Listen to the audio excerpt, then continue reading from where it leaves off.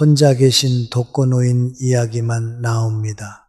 언론과 드라마는 끊임없이 혼자 사는 노년은 불쌍하고 외로운 존재라는 이미지를 만들어냅니다. 마치 혼자 산다는 것 자체가 인생의 실패인 것처럼 말입니다. 하지만 진실은 정반대입니다. 실제로 자식 가족과 함께 살면서도 더 외로운 어르신들이 훨씬 많습니다. 아침에 일어나면 며느리의 눈치를 봐야 하고, 손주들이 시끄럽다고 말 한마디 못하고, 저녁 식사 후에는 자기 방으로 들어가 문을 닫는 것이 하루 중 가장 편한 시간이라면 그게 무슨 의미가 있습니까?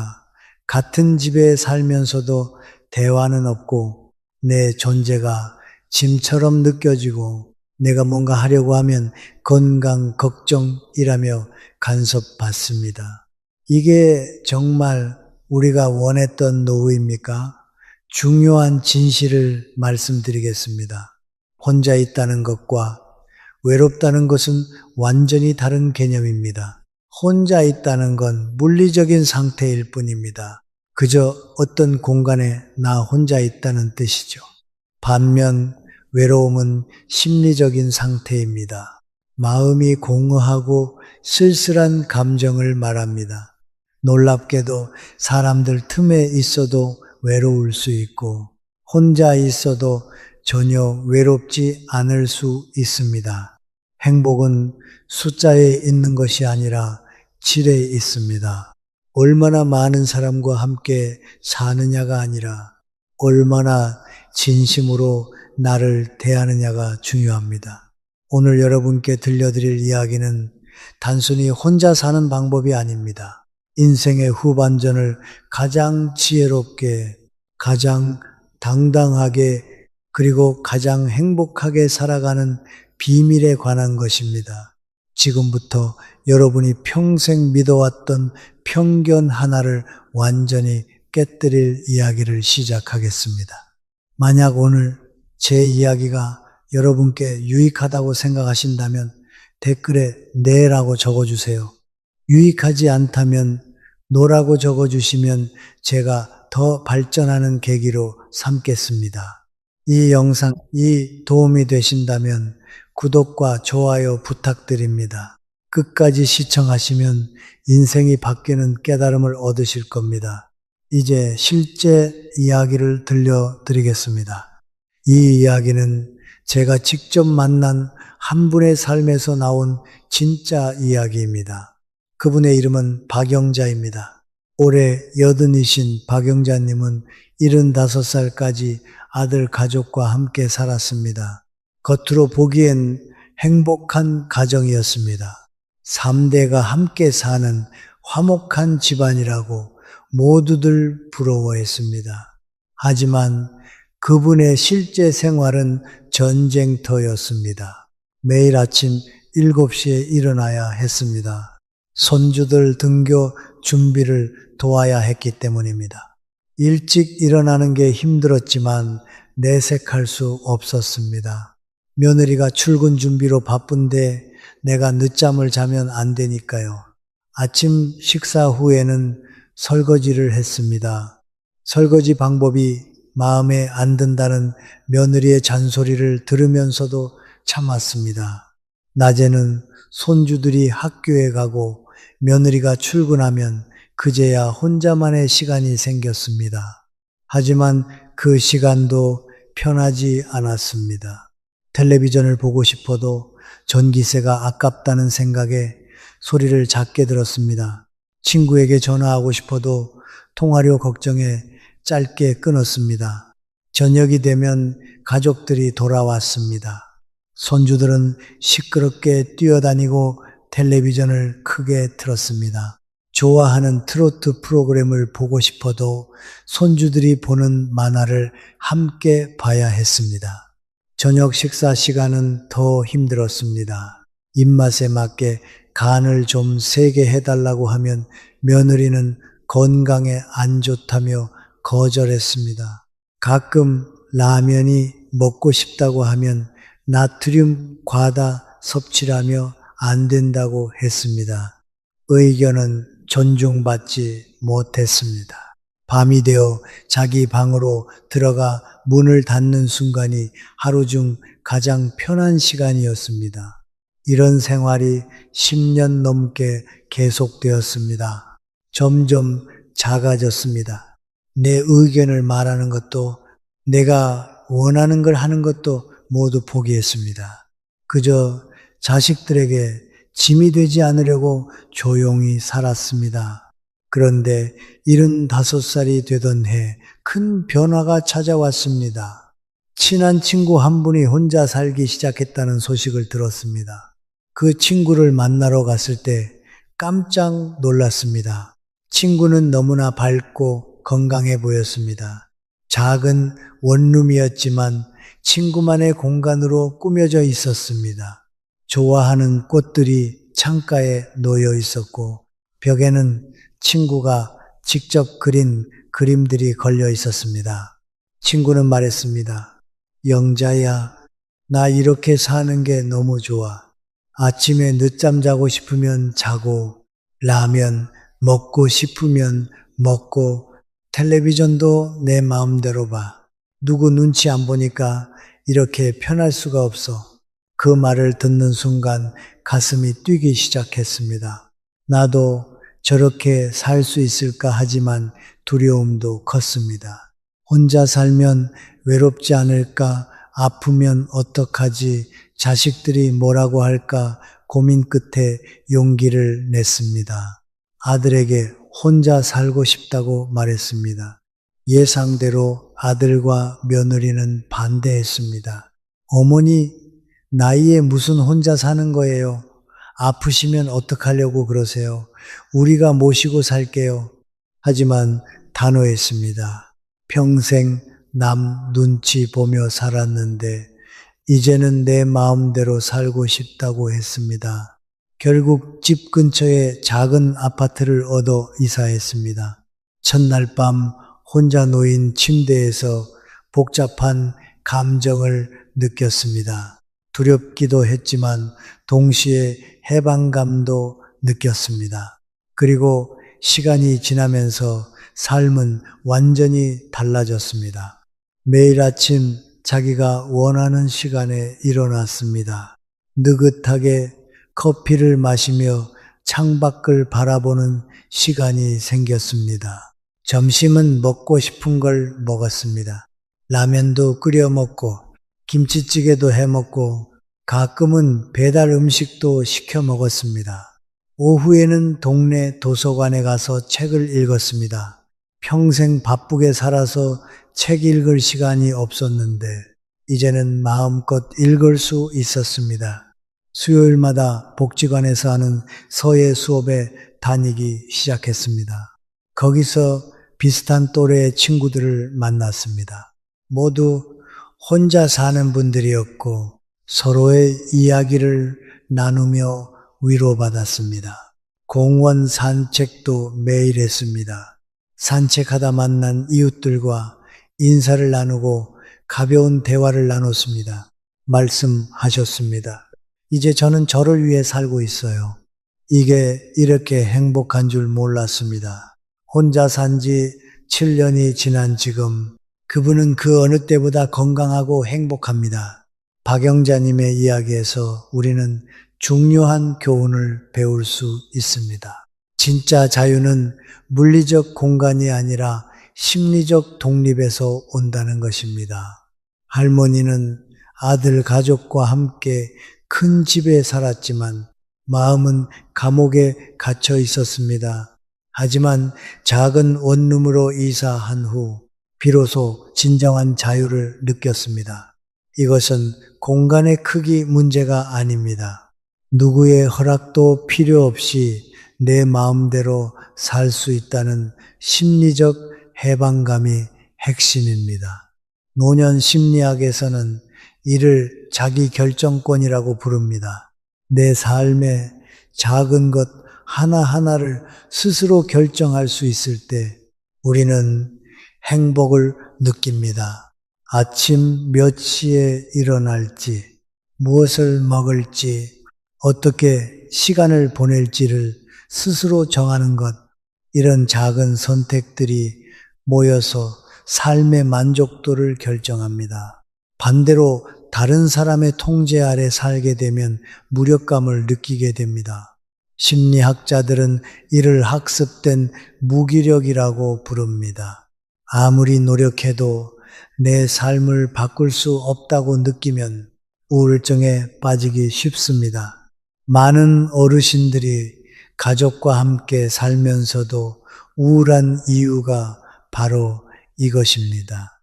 내 의견은 존중받지 못하고 내 선택은 무시당하고 나는 그저 돌봄의 대상일 뿐입니다. 철학자들도 오래전부터 고독의 의미를 탐구해 왔습니다. 독일 철학자 쇼펜하우어는 이렇게 말했습니다.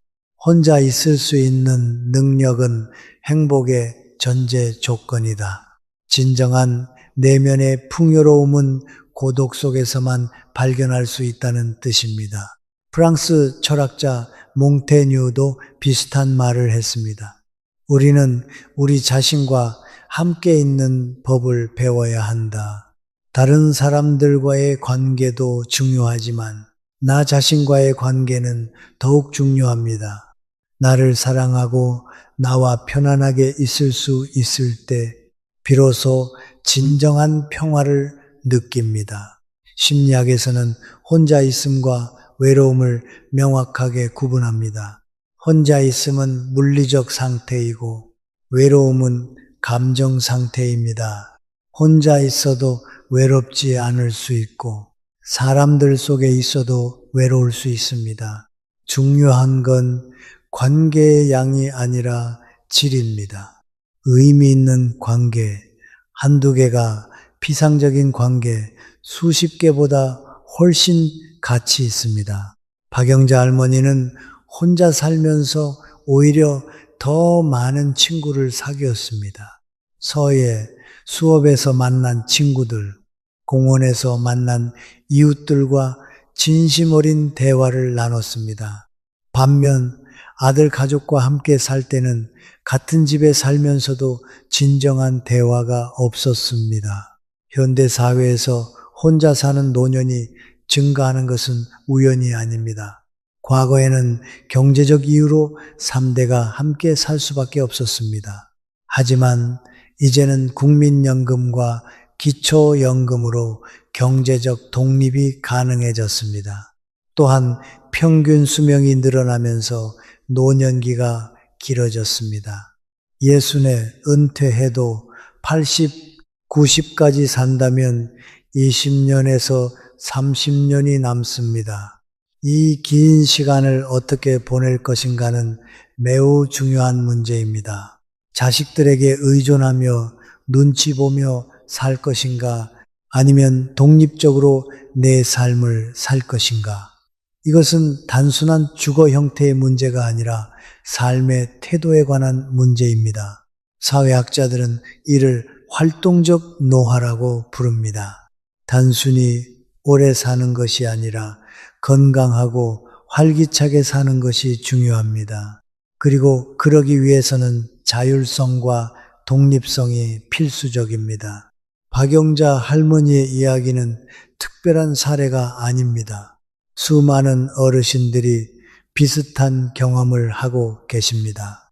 혼자 살기로 결심한 후 오히려 더 건강해지고 행복해진 분들이 많습니다. 이것은 우리 모두가 직면할 수 있는 보편적 주제입니다. 지금 가족과 함께 살고 계신 분들도 이미 혼자 사시는 분들도 앞으로 혼자 살게 될 분들도 모두 이 문제를 고민해야 합니다. 중요한 건 두려움을 극복하는 것입니다. 혼자 산다고 해서 세상과 단절되는 것이 아닙니다. 오히려 더 적극적으로 세상과 연결될 수 있습니다. 선택적으로 관계를 맺고 의미 있는 활동을 하고 나를 위한 시간을 갖는 것, 이것이 바로 현명한 노년의 모습입니다. 그렇다면 구체적으로 어떻게 해야 할까요? 혼자서도 행복하게 살다가 평화롭게 눈을 감으려면 무엇을 준비해야 할까요? 지금부터 7가지 구체적인 방법을 말씀드리겠습니다. 이것은 단순한 이론이 아니라 실제로 많은 어르신들이 실천하고 있는 검증된 방법입니다.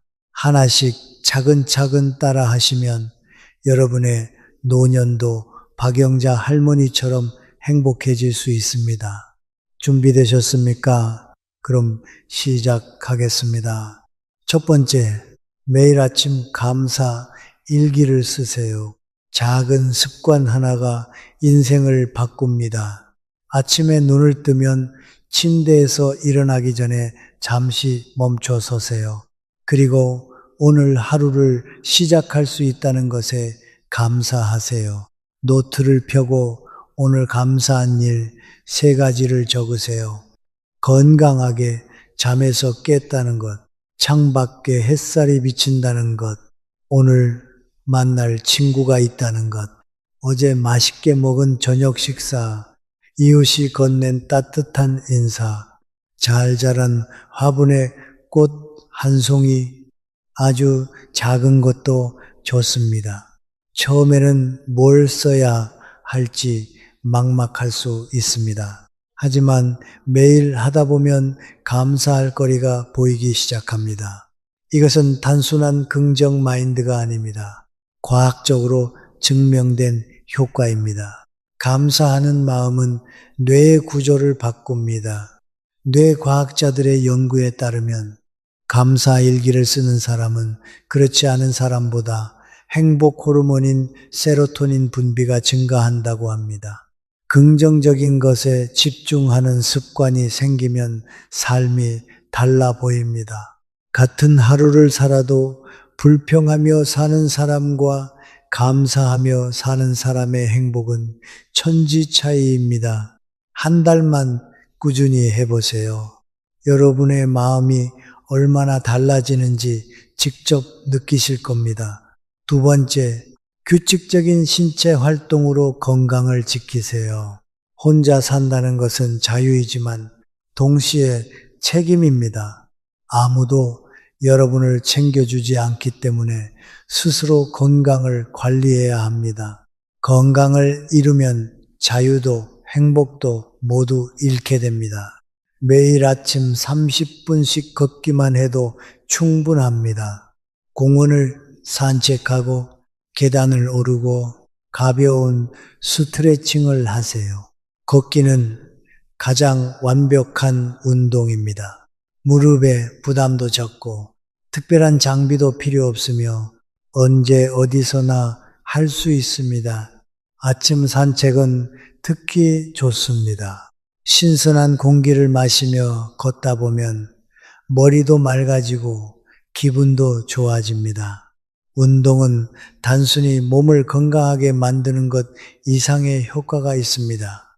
우울증을 예방하고 수면의 질을 높이고 식욕을 덮고 면역력을 키웁니다.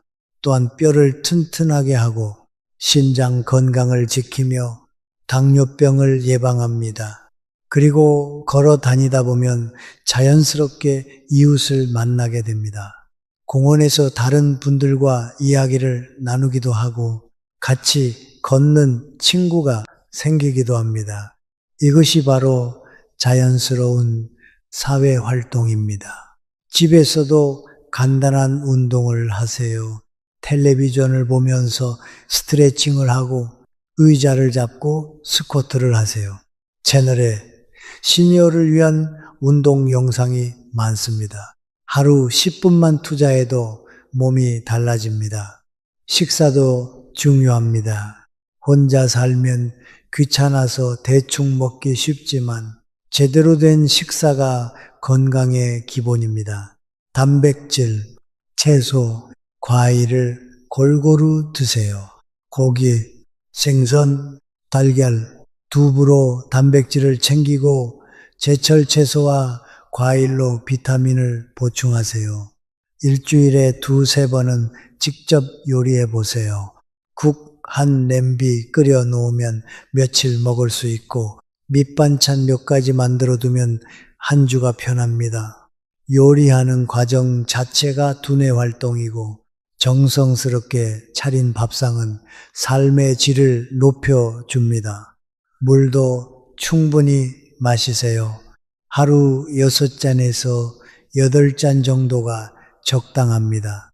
나이가 들면 갈증을 덜 느끼지만 몸은 여전히 수분이 필요합니다. 세 번째, 선택적으로 관계를 맺으세요. 이제는 에너지를 주는 사람들과만 시간을 보내는 지혜가 필요합니다. 젊었을 때는 억지로라도 관계를 유지해야 했습니다. 직장, 동료, 학부모 모임, 친척 모임 등 원하지 않아도 참석해야 했죠. 하지만 이제는 다릅니다. 만나면 기분 좋고 마음이 편안한 사람들과만 만나세요. 진심으로 나를 걱정해주고 내 이야기를 들어주는 사람들 말입니다. 반대로 만나고 나면 피곤하거나 기분이 나빠지는 사람은 과감히 거리를 두세요. 남은 인생 만나서 기분 나쁜 사람과 시간을 낭비할 이유가 없습니다. 자랑만 늘어놓는 사람, 부정적인 말만 하는 사람, 나를 무시하는 사람, 이런 사람들과는 거리를 두는 게 정신 건강에 좋습니다. 평생 알고 지낸 친구들과의 우정은 보물입니다. 오랜 친구는 새로 사귀기 어렵습니다. 젊었을 때 함께 웃고 울었던 친구, 서로의 인생을 알고 있는 친구는 무엇과도 바꿀 수 없는 소중한 존재입니다. 정기적으로 만나 차 한잔하고 가벼운 산책을 하고 옛날 이야기를 나누세요. 이런 만남이 주는 위로와 힐링은 가족도 줄 수 없는 것입니다. 동시에 새로운 관계도 만들 수 있습니다. 동네 복지관, 종교시설, 취미 모임에서 새로운 친구를 사귈 수 있습니다. 나이가 들어서도 새 친구를 만들 수 있습니다. 비슷한 처지의 사람들을 만나면 금방 친해집니다. 같이 운동하고, 같이 배우고, 같이 여행 가는 친구가 생깁니다. 심리학자 에릭 에릭슨은 노년기의 중요한 과제가 사회적 연결을 유지하는 것이라고 했습니다. 고립은 우울증과 치매의 위험을 높이지만 의미 있는 관계는 정신 건강을 지켜줍니다. 자원봉사도 좋은 선택입니다. 초등학교 등굣길 안전지도를 돕거나 환경 정화 활동을 하거나 복지관에서 재능 기부를 하세요. 남을 돕는 일은 자신에게도 큰 보람을 줍니다. 내가 아직 쓸모 있는 사람이구나 라는 느낌. 그게 자존감을 높여줍니다. 네 번째, 새로운 배움을 시작하세요. 나이가 많아서 시작하기에 너무 늦었다는 생각은 버리십시오. 80살에 피아노를 시작한 분도 있고 70살에 그림을 시작한 분도 있습니다. 65살에 대학에 입학한 분도 계십니다. 중요한 건 잘하는 게 아니라 즐기는 것입니다. 배움은 나이와 상관없습니다. 오히려 노년이 배우기 좋은 시기입니다. 시간도 충분하고 경제적 부담도 적으며 평가받을 일도 없습니다. 그저 순수하게 배우는 즐거움을 느낄 수 있습니다. 복지관이나 문화센터에서 다양한 강좌가 열립니다. 서예, 그림, 노래, 춤, 악기, 외국어, 컴퓨터 등 선택지가 많습니다. 관심 있는 것 하나를 골라 시작해 보세요. 배움은 두뇌를 활성화시키고 치매를 예방합니다. 새로운 것을 배우면 뇌에 새로운 신경회로가 만들어집니다. 이것이 뇌를 젊게 유지하는 비결입니다. 또한 배우는 과정에서 같은 취미를 가진 사람들을 만나게 됩니다.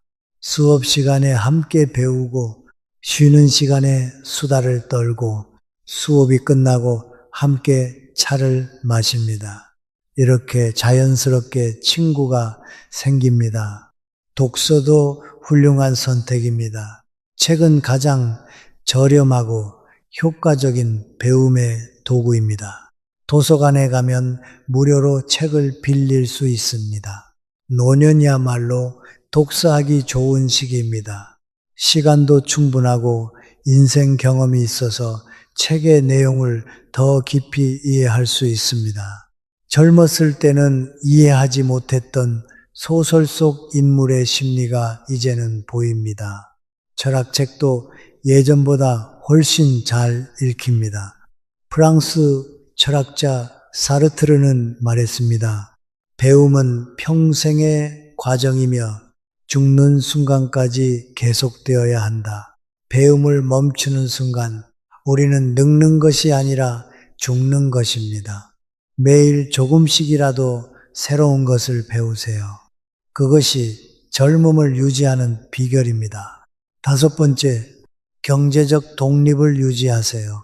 돈 관리는 매우 현실적이면서도 중요한 문제입니다. 혼자 살면 경제적 계획이 더 중요해집니다. 수입과 지출을 정확히 파악해야 합니다. 매달 예산을 세우고 지출을 관리하세요. 생활비 80%, 비상금 10%, 즐거움, 자금 10%로 나누면 좋습니다. 생활비는 식비, 주거비, 공과금, 통신비 등 필수 지출입니다. 비상금은 갑작스러운 병원비나 수리비를 위한 것입니다. 즐거움, 자금은 외식, 여행, 취미 활동을 위한 돈입니다. 이렇게 나눠서 관리하면 계획적으로 돈을 쓸 수 있습니다. 건강을 위한 지출은 아끼지 마세요. 좋은 음식, 필요한 의료비, 적절한 운동시설에 쓰는 돈은 투자입니다. 건강을 잃으면 나중에 훨씬 더 많은 돈이 듭니다. 정기 건강검진도 꼭 받으세요.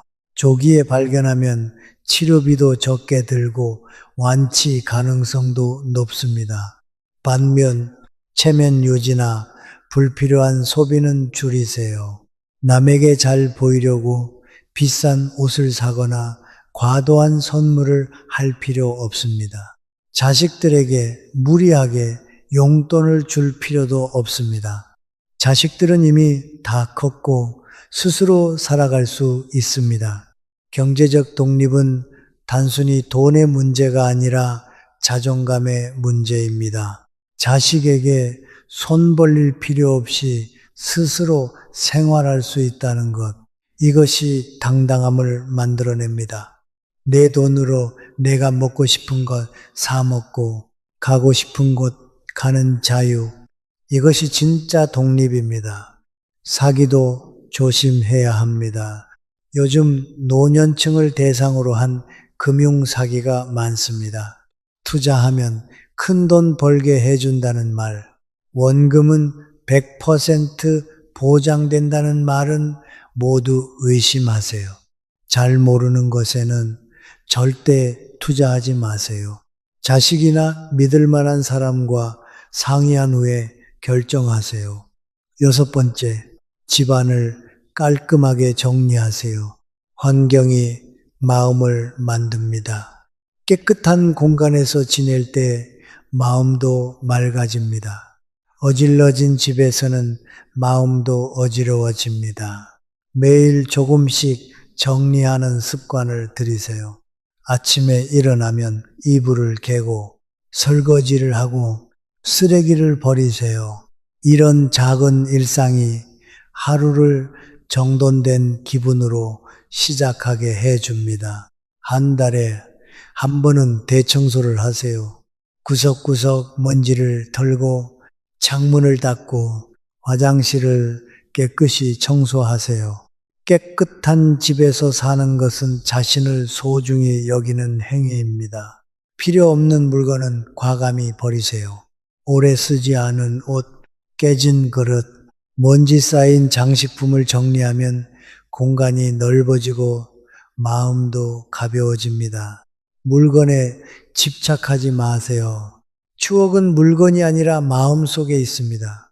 정리하면서 물건 하나하나에 담긴 추억을 떠올리고 감사한 마음으로 보내세요. 외모도 가꾸세요. 화려하게 꾸미라는 뜻이 아닙니다. 단정하고 깔끔하게 관리하라는 뜻입니다. 한 달에 한 번 미용실에 가서 머리를 단정하게 정리하세요. 남자분들은 꼭 면도를 하세요. 옷은 비싸지 않아도 깔끔하고 잘 관리된 옷을 입으세요. 어차피 혼자 사는데 뭐 하러라는 생각은 금물입니다. 자신을 가꾸는 것은 자존감을 높이는 가장 강력한 방법입니다. 거울을 보고 나 자신에게 오늘도 멋지다고 말해주세요. 스스로를 칭찬하고 격려하는 것이 중요합니다. 7번째, 죽음을 준비하는 것도 삶의 일부입니다. 이 말이 무겁게 들릴 수 있지만 현실입니다. 누구나 언젠가는 죽습니다. 이것은 슬픈 일이 아니라 자연스러운 일입니다. 죽음을 준비하는 것은 남은 삶을 더 충실하게 살기 위한 것입니다. 중요한 서류를 정리해 두세요. 재산 목록, 통장 정보, 비밀번호, 보험 증서를 한 곳에 모아두세요. 유언장도 작성하세요. 법적 효력이 있는 유언장을 만들면 자식들 간의 갈등을 예방할 수 있습니다. 재산을 어떻게 나눌지, 장례는 어떻게 치를지 미리 정해두세요. 자식들에게 미리 이야기해두면 나중에 혼란을 줄일 수 있습니다. 부담스러워하지 말고 담담하게 이야기하세요. 이것은 책임있는 어른의 자세입니다. 응급 연락망도 구축하세요. 복용 중인 약 목록, 지병, 알레르기, 응급 연락처를 적어서 현관이나 냉장고에 붙여두세요.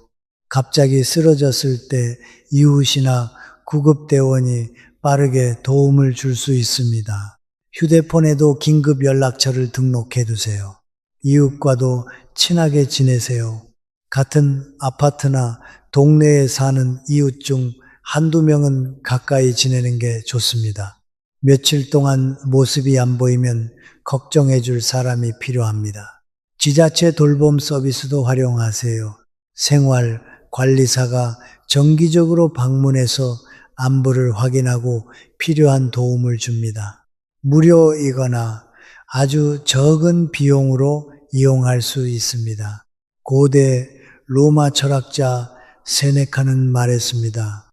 죽음을 생각하는 것은 자유를 생각하는 것이다. 죽음을 준비하는 사람은 더 이상 두려워하지 않으며 더 충만하게 산다. 죽음을 받아들일 때 비로소 진정으로 살 수 있습니다. 매일매일을 소중하게 여기고 후회 없이 살게 됩니다. 여러분, 이 7가지 방법은 모두 작은 행동에서 시작됩니다. 감사 일기 한 줄, 산책 30분, 친구에게 전화 한 통, 새로운 취미 하나, 예산 관리 노트 한 장, 집안 정리 10분, 응급 연락처 메모 하나, 이런 작은 실천들이 모여서 큰 변화를 만듭니다. 중요한 건 완벽하게 하는 게 아니라 꾸준히 하는 것입니다. 하루 이틀 못했다고 포기하지 마세요. 다시 시작하면 됩니다. 중요한 건 오늘 당장 시작하는 것입니다. 내일부터가 아니라 오늘부터입니다. 지금 이 순간부터입니다. 혼자라는 것은 외로움이 아니라 온전한 나 자신과 만나는 축복입니다. 평생 누군가를 위해 살았다면 이제는 나를 위해 살 때입니다. 나이 드는 것은 끝이 아니라 더 깊어지는 것입니다. 인생의 진리를 깨닫고 불필요한 것들을 내려놓고 본질만 남기는 과정입니다. 혼자 있음은 버림받음이 아니라 스스로를 선택하는 용기입니다. 당당하게 내 삶을 살아가겠다는 결단입니다. 여러분의 선택이 옳았습니다. 그리고 여러분은 충분히 행복할 자격이 있습니다. 나이가 들었다고 해서 행복을 포기할 이유는 없습니다. 오히려 지금이야말로 진정한 행복을 누릴 수 있는 시간입니다. 오늘 말씀드린 7가지 방법 중에서 여러분은 몇 가지를 실행하실 건가요? 댓글로 번호를 적어주세요. 하나만 선택하셔도 좋고 여러 개를 선택하셔도 좋습니다. 여러분의 참여가 제 글을 더 유익하게 만들고 저에게 큰 힘이 됩니다. 여러분의 이야기를 듣고 싶습니다. 함께 행복한 노년을 만들어 갑시다. 우리는 혼자지만 외롭지 않습니다. 같은 길을 걷는 동료들이 있습니다. 여러분의 노년이 평화롭고 아름답기를 진심으로 바랍니다. 매일매일 감사하고 건강하고 행복하시길 바랍니다. 그리고 이어서 다음 주제를 공유하겠습니다. 늙어서 그냥 노는 게 좋은 이유, 행복하게 노는 방법 5가지. 깜짝 놀라실 겁니다. 지금 이 순간에도 수많은 어르신들이 은퇴 후 평균 5천만 원 이상을 날리고 있습니다. 무인 카페 창업, 프랜차이즈 가맹, 각종 동호회 회비까지 퇴직금을 받아서 3년도 안 돼서 바닥납니다. 더 충격적인 사실을 말씀드리겠습니다. 은퇴 후 바쁘게 뭔가를 하는 사람들이 오히려 빨리 죽습니다. 서울대 의대 연구팀이 10년간 추적 조사한 결과입니다. 은퇴 후 창업하거나 과도하게 활동한 그룹의 평균 수명이 여유롭게 생활한 그룹보다 평균 4년 짧았습니다. 왜 이런 일이 벌어질까요? 스트레스 때문입니다. 새로운 사업에 대한 부담, 실패에 대한 두려움, 동호회, 인간관계, 스트레스가 몸을 망칩니다. 혹시 여러분도 지금 이런 생각을 하고 계신가요? 은퇴했는데 그냥 집에만 있으면 안 될 것 같다. 뭐라도 해야 할 것 같다. 친구들은 다 바쁘게 사는데 나만 놀면 게으른 사람 같다. 자식들이 나를 한심하게 볼 것 같다. 만약 이런 생각을 하고 계시다면 당장 멈추십시오. 그 생각이 여러분의 건강과 재산을 모두 앗아갈 것입니다. 실제 사례를 말씀드리겠습니다. 부산에 사는 68세 어르신은 은퇴 후 불안감에 무인 카페를 열었습니다. 7천만 원을 투자했지만 6개월 만에 문을 닫았습니다. 대구에 사는 65세 어르신은 골프, 등산, 봉사 동호회 5개를 동시에 다녔습니다. 1년에 회비만 600만 원, 식사비까지 합치면 1,000만 원이 넘게 나갔습니다. 2년 후 통장은 텅 비었고 몸은 완전히 망가졌습니다. 인천에 사는 73 어르신은 친구 따라 주식 투자를 시작했습니다. 매일 아침 증권사에 가서 하루 종일 모니터만 보다가 2년 만에 3천만 원을 날렸습니다. 이분들의 공통점이 뭔지 아십니까? 모두 그냥 놀면 안 될 것 같다는 불안감 때문에 시작했다는 것입니다. 결과는 어땠습니까? 돈도 잃고 건강도 잃고 마음의 평화도 잃었습니다. 통계청 자료를 보면 더 충격적입니다. 은퇴 후 5년 이내 창업자의 85%가 실패합니다. 평균 손실액은 4,500만 원입니다. 퇴직금의 절반 이상을 날리는 겁니다. 왜 이런 일이 계속 반복될까요? 우리 사회가 은퇴자들에게 계속 불안감을 심어주기 때문입니다. 가만히 있으면 빨리 늙는다. 뭐라도 해야 건강하다. 노후에도 생산적이어야 한다. 이런 말들이 끊임없이 쏟아집니다. 하지만 이것은 거짓말입니다. 서울대 의대 연구팀이 분명하게 밝혔습니다. 65 이후에는 스트레스를 줄이는 것만으로도 치매 발생률이 40% 낮아진다고, 억지로 일을 만들어서 스트레스를 받는 것보다 마음 편히 쉬는 것이 훨씬 건강에 좋다고 말입니다. 더 놀라운 사실이 있습니다. 젊은 세대들이 가장 부러워하는 것이 무엇인지 아십니까? 바로 여러분이 가진 시간입니다. 이 30대는 아침부터 밤까지 일에 치이고 40, 50대는 육아와 노부모 부양으로 정신이 없습니다. 그들은 단 하루라도 아무것도 안 하고 쉬고 싶어 합니다. 그런데 정작 시간이 있는 여러분은 불안해하며 시간을 낭비하고 있습니다. 오늘 이 영상에서는 충격적인 진실을 말씀드리겠습니다. 노년에는 그냥 노는 것이 가장 현명한 선택이며 억지로 무언가를 하는 것이 오히려 수명을 단축시킵니다. 그리고 혼자서도 행복하게 노는 구체적인 방법 5가지를 알려드리겠습니다. 지금부터 들려드릴 이야기는 실제로 있었던 일입니다. 한 어르신이 은퇴 후 7천만 원을 날리고 저 사람은 저런 브랜드를 입고 나는 이 정도밖에 못 입고 저 사람은 저런 곳에 가는데 나는 돈이 부담되네. 취미가 즐거움이 아니라 비교와 경쟁이 되어버린 겁니다. 더 큰 문제는 따로 있습니다. 건강입니다. 골프를 치러 가려면 새벽같이 일어나 먼 곳까지 가야 합니다. 라운딩 한번 하고 나면 이틀은 몸을 추슬러야 합니다. 허리도 아프고 무릎도 시큰거립니다. 그런데도 끊지 못합니다. 이미 너무 많은 돈을 투자했으니까요. 회원권도 샀고 장비도 샀으니 이제 와서 그만둘 수도 없습니다. 결국 즐기려고 시작한 취미가 의무가 되어버립니다. 어느 날 한 60대 남성이 이런 말을 했습니다.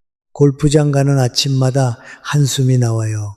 재미없는데 안 가자니 아까워서 억지로 가게 돼요. 이게 정말 내가 원했던 노후일까 싶어요.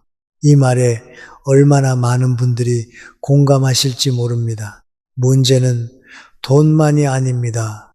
시간도 문제입니다. 비싼 취미는 시간을 많이 잡아먹습니다. 골프 한 번 가면 하루가 다 갑니다. 자전거 동호회 모임에 가면 반나절이 갑니다. 그렇게 시간을 쓰고 나면 정작 중요한 것들을 놓치게 됩니다. 배우자와의 대화, 손주와의 시간, 나 자신을 돌보는 시간, 이런 것들은 자꾸 뒤로 밀립니다. 그러다 어느 날 문득 깨닫습니다. 내가 지금 뭐 하고 있는 거지? 남들에게 보여주려고 이렇게 사는 건가? 이 깨달음이 오는 순간 모든 게 달라집니다. 요즘 60, 70대들은 용기 있게 선택합니다. 비싼 취미를 과감히 내려놓는 겁니다. 회원권을 팔고 장비를 정리하고 모임에서 나옵니다. 처음엔 허전합니다. 그동안 내 정체성이었던 것들을 버리는 거니까요. 하지만 곧 알게 됩니다. 진짜 자유는 내려놓을 때 온다는 걸요.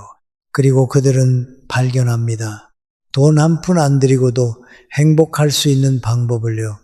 바로 걷기입니다. 단순하고 평범해 보이지만 이것이야말로 인생을 바꾸는 마법입니다. 걷기는 돈이 들지 않습니다. 시간을 많이 빼앗지 않습니다. 누구와도 비교할 필요가 없습니다. 그저 나 자신과만 마주하면 됩니다. 이 단순함이 오히려 강력합니다. 복잡했던 마음이 단순해지고 무거웠던 몸이 가벼워집니다. 허세로 가득했던 삶이 진심으로 채워집니다. 지금 이 순간에도 수많은 60, 70대들이 선택하고 있습니다. 보이는 행복 대신 느끼는 평안을, 비싼 취미 대신 값진 건강을, 남의 시선 대신 내 마음을. 오늘 이 영상에서 그 이야기를 들려드리겠습니다. 당신의 노후를 완전히 바꿔놓을 단 하나의 취미, 끝까지 보시면 이렇게 느끼실 겁니다. 그래, 내가 찾던 게 바로 이거였어. 오늘 제 이야기가 유익하다고 생각하시면 댓글에 네라고 적어주시고, 유익하지 않다면 노라고 적어주세요. 여러분의 솔직한 의견이 제가 더 발전하는 힘이 됩니다. 구독과 좋아요 부탁드립니다. 끝까지 시청하시면 인생이 바뀌는 비결을 얻으실 겁니다. 허세형 취미의 몰락. 보이려는 순간 행복은 멀어진다. 퇴직 후의 삶을 떠올릴 때 많은 사람들이 이렇게 말합니다. 이제는 여유롭게 내가 좋아하는 걸 하며 살 거야. 그 말 속엔 설렘도 있지만 동시에 남들 눈에 멋지게 보이고 싶은 욕심이 숨어 있습니다. 그 욕심이 처음엔 나를 움직이게 합니다. 그래서 자전거를 사고 골프를 배우고 테니스 라켓을 듭니다. 그런데 어느 순간부터 취미가 즐거움이 아니라 비교와 경쟁의 뜸으로 바뀌어 버립니다. 저 사람은 저 브랜드 자전거네, 이번엔 무슨 골프장 갔다 왔다더라.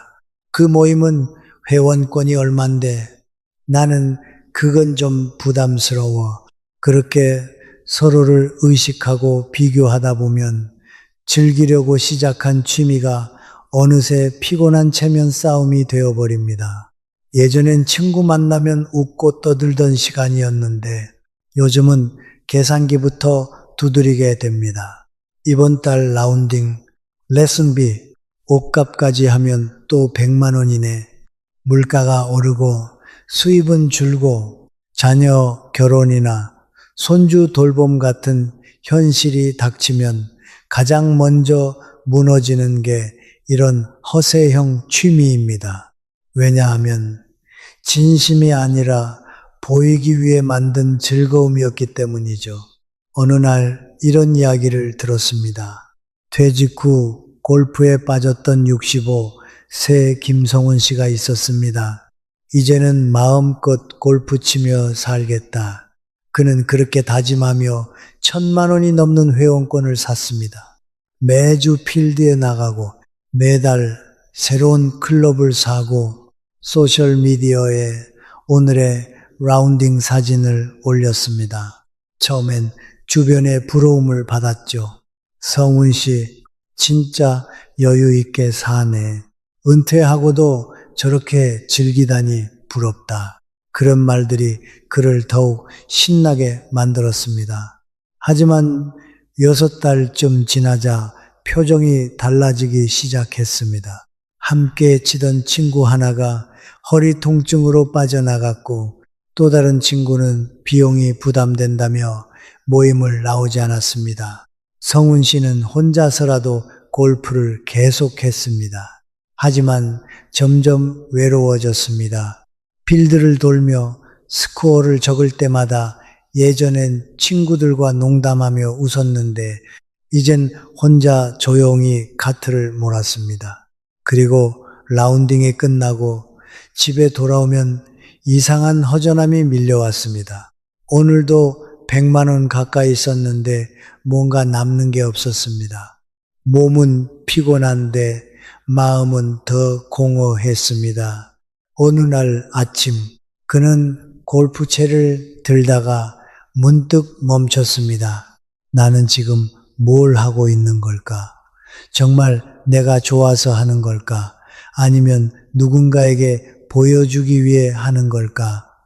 그날 저녁 그는 소셜미디어에 올린 자신의 사진들을 쭉 훑어봤습니다. 멋진 골프복을 입고 웃고 있는 자신의 모습, 하지만 그 웃음이 진짜 행복한 웃음이었는지 의문이 들었습니다. 성훈 씨는 골프를 그만두진 않았지만 횟수를 확 줄였습니다. 한 달에 한 번 정도만 나가기로 했죠. 그리고 남은 시간에 뭘 할까 고민하다가 우연히 아침 산책을 시작했습니다. 처음엔 그냥 심심해서 나갔습니다. 집 근처 하천길을 천천히 걸었습니다. 골프처럼 화려하지도 않고 누가 알아주지도 않는 시간이었습니다. 하지만 이상하게도 걷고 나면 마음이 편했습니다. 아무 생각 없이 그냥 한 발 한 발 내딛는 것만으로도 머릿속이 맑아졌습니다. 일주일이 지나고 한 달이 지나자 변화가 찾아왔습니다. 잠을 깊이 자게 되었고 아침에 일어날 때 몸이 가벼워졌습니다. 무엇보다 마음이 달라졌습니다. 예전엔 늘 무언가에 쫓기는 것 같았는데 이젠 여유가 생겼습니다. 성훈 씨는 깨달았습니다. 골프는 재밌었지만 그건 남에게 보여주는 재미였구나. 걷기는 화려하지 않지만 이건 나를 위한 진짜 시간이구나. 그는 이제 매일 아침 6시에 일어나 1시간씩 걷습니다. 비가 오나 눈이 오나 꾸준히 걷습니다. 그리고 그는 말합니다. 예전엔 100만 원 쓰고도 허전했는데 지금은 한 푼 안 쓰고도 행복해요. 이게 진짜 내 인생이구나 싶어요. 성훈 씨의 이야기는 특별한 게 아닙니다. 요즘 60, 70대들 사이에서 흔히 일어나는 변화입니다. 허세로 시작한 취미는 결국 나를 지치게 만들지만 진심으로 하는 취미는 나를 살게 만듭니다. 그 차이를 깨닫는 순간 인생이 바뀝니다. 걷기가 압도적인 이유, 그리고 인생을 바꾸는 루틴. 요즘 60대 사이에서 가장 많이 들리는 말이 있습니다. 나는 오늘 몇 걸음 걸었는가? 이 한 문장이 지금 세대의 새로운 자존심이 되었습니다. 예전엔 이번 주에 몇 라운드 돌았는가가 자랑이었지만 이젠 오늘 몇 걸음 걸었는가가 자랑이 되었습니다. 골프 클럽이 아니라 스마트워치의 걸음수가 삶의 품격을 말해주는 시대, 그 중심에는 걷기가 있습니다. 첫째, 걷기는 돈이 거의 들지 않습니다.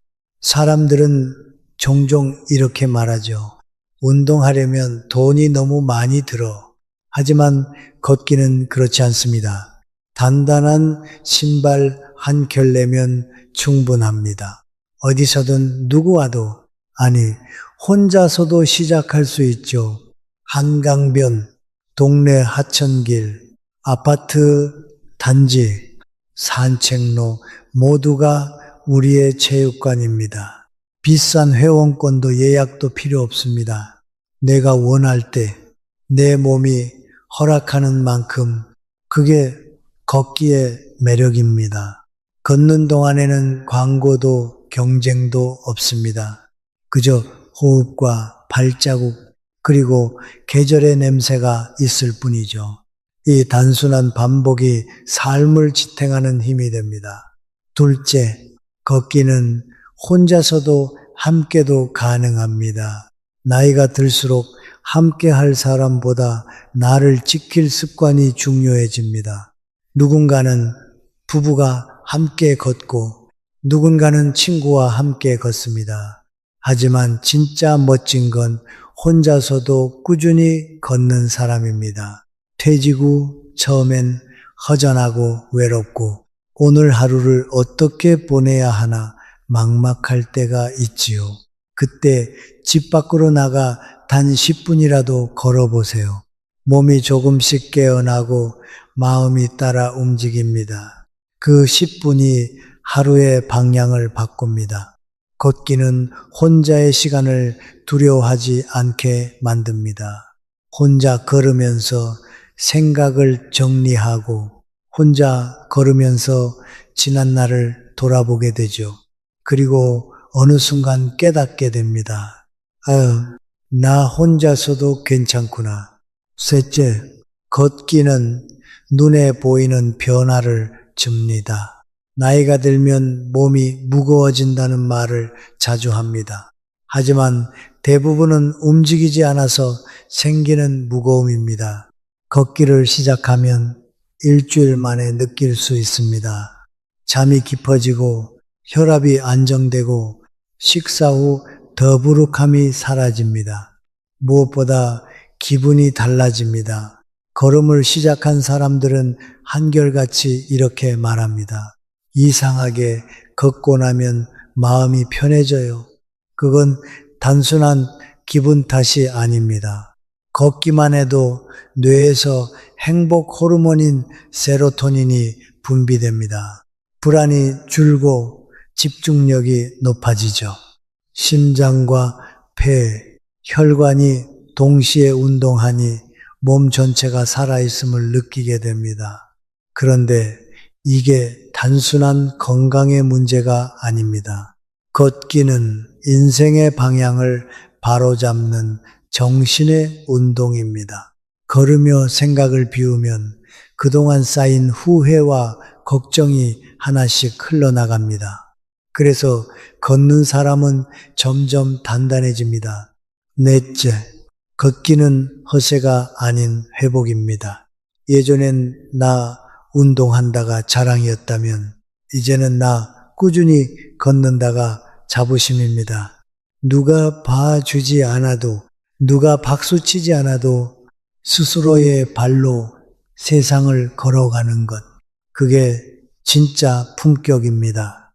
걷기는 허세가 아니라 회복입니다. 몸을 회복시키고 생각을 회복시키고 무너졌던 자존감을 회복시킵니다. 남이 보는 멋이 아니라 내가 느끼는 편안함이 남는 운동이죠. 골프는 돈으로, 걷기는 땀으로. 어느 날 한 60대 러너가 이런 말을 했습니다. 예전엔 내가 치는 클럽이 내 레벨이었지만 지금은 내가 걸은 걸음수가 내 자존심이에요. 그 한마디에 모든 게 담겨 있습니다. 예전의 허세는 돈으로 사는 자존심이었지만 지금의 꾸준함은 땀으로 쌓는 자존심입니다. 꾸준히 걸으면 신기하게도 사람 관계까지 바뀝니다. 같은 길을 걷는 사람들과 인사를 나누고 서로의 안부를 묻습니다. 오늘도 걸으셨어요. 이 짧은 말이 마음을 따뜻하게 만듭니다. 그 안에는 직급도 재산도 체면도 없습니다. 오직 살아있음 하나로 이어지는 유대감이 있죠. 그게 바로 요즘 60대들의 새로운 인간관계 방식입니다. 걷기, 루틴 만들기, 4주 실천표, 1주차, 20분 평지 걷기, 내 호흡에 맞춰 천천히 오늘 하루를 잘 보냈다는 마음으로 마무리. 2주차 10분 늘리고 가벼운 언덕길 도전. 몸이 조금 힘들더라도 포기하지 말기. 여기까지 온 나 자신 대단하다. 3주차 빠른 걸음 3분, 느린 걸음 2분, 리세트 심박수를 올려주면 체지방이 줄고 활력이 생깁니다. 4주차 하루 40분, 마지막 5분은 감사 일기 쓰기. 오늘도 걷게 해준 다리에게, 숨쉬게 해준 배에게, 살아있게 해준 삶에게 감사. 루틴을 4주만 지켜보세요. 몸이 달라지고 표정이 달라지고 무엇보다 마음의 소음이 잠잠해집니다. 걷기, 그것은 인생을 다시 써 내려가는 시간. 걸음은 인생과 닮았습니다. 빠를 때도 있고 느릴 때도 있고 잠시 멈추고 싶을 때도 있죠. 하지만 중요한 건 방향입니다. 한 걸음이라도 오늘보다 내일 더 나은 쪽으로 나아가는 것. 그게 바로 걷기의 의미이자 인생의 태도입니다. 퇴직 이후의 삶은 긴 여행과도 같습니다. 그리고 그 여행의 첫걸음은 멀리 떠나는 게 아니라 집 앞을 걷는 것에서 시작됩니다. 꾸준한 루틴이 만든 두 번째 인생의 변화. 사람은 누구나 두 번의 인생을 산다고 합니다. 한 번은 타인의 기대 속에서, 그리고 또 한 번은 자기 자신으로 살아가는 인생입니다. 젊을 때 우리는 늘 누군가의 기준에 맞추어 살아왔습니다. 회사에서의 역할, 가족 안의 책임, 사회의 시선, 그 틀 안에서 열심히 달려오느라 정작 나라는 존재를 돌볼 시간은 거의 없었지요. 그런데 인생 후반부에 들어서면 비로소 이런 질문이 찾아옵니다. 이제 나는 나답게 살고 있는가? 많은 분들이 걷기를 통해 그 답을 찾습니다. 걷기는 단순히 다리를 움직이는 일이 아니라 마음을 정리하는 시간이기 때문입니다. 첫 번째 변화, 마음이 단단해집니다. 꾸준히 걷는 사람들의 공통점이 있습니다. 표정이 다릅니다. 불안이 줄고 눈빛이 잔잔해집니다. 예전에는 작은 일에도 화가 나고 사람의 말 한마디에 상처받곤 했지만 이제는 그저 미소로 넘깁니다. 왜일까요? 걷는 동안 수많은 생각들이 발자국과 함께 흩어지기 때문입니다. 괜히 서운했네. 내가 너무 조급했구나. 그래도 아직 괜찮아. 이런 생각이 자연스럽게 떠오릅니다. 걷기 명상이라는 말이 있죠. 숨을 들이마시고 내쉬는 그 리듬 안에서 마음의 먼지가 하나씩 가라앉습니다. 이 과정을 반복하다 보면 마음이 단단해지고 감정이 맑아집니다. 예전엔 돈이 행복의 기준이었다면 이제는 평안이 행복의 기준이 됩니다. 그게 진짜 어른의 품격입니다. 심리학자들은 말합니다. 규칙적인 걷기는 우울증을 완화하고 불안을 줄이는데 약물만큼이나 효과적이라고요. 하루 30분만 걸어도 뇌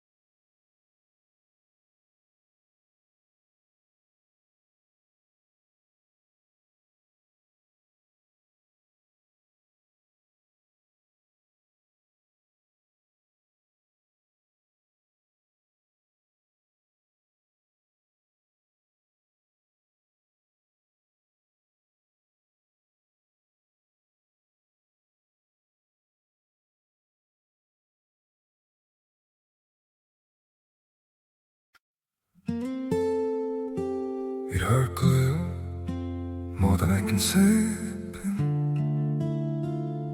But maybe love isn't holding on. Maybe it's knowing when to walk away.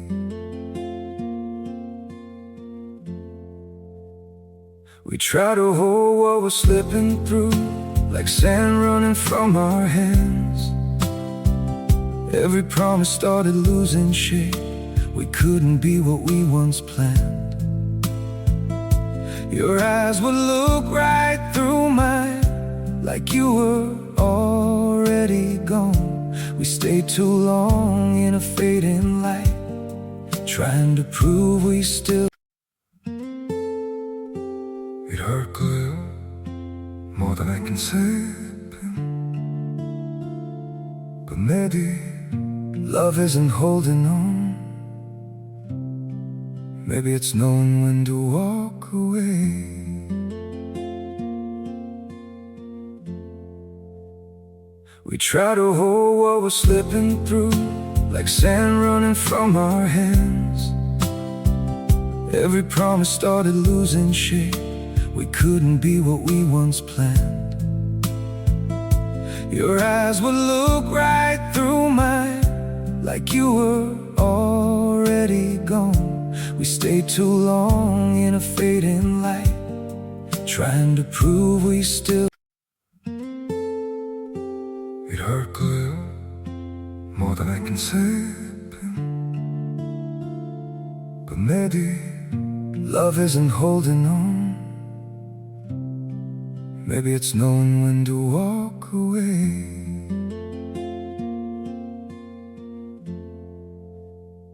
We try to hold what we're slipping through, like sand running from our hands. Every promise started losing shape. We couldn't be what we once planned. Your eyes would look right through mine, like you were already gone.